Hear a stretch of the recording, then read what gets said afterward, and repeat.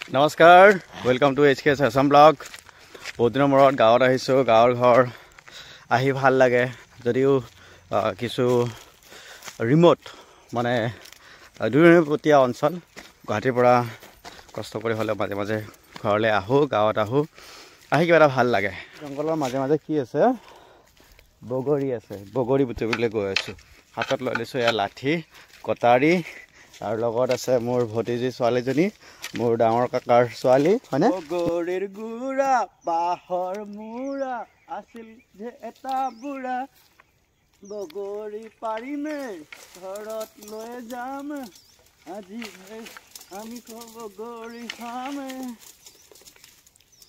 পকা পকা বগৰী এইফালে চোৱা তুমি কিমান যে আছে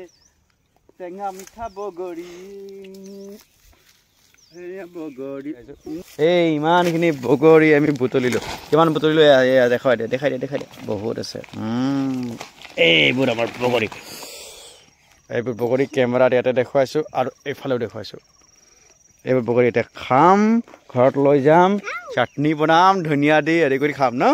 তাৰপিছত শুকাম মজা মজা মজা মজা টেঙা টেষ্টি টেঙা হ'লে বহুত টেষ্টি গাঁৱৰ এই টেঙেচীয়া বগৰীৰ সোৱাদেই অনন্য আৰু অনন্য তো সমাপ্ত কৰোঁ ভিডিঅ'টি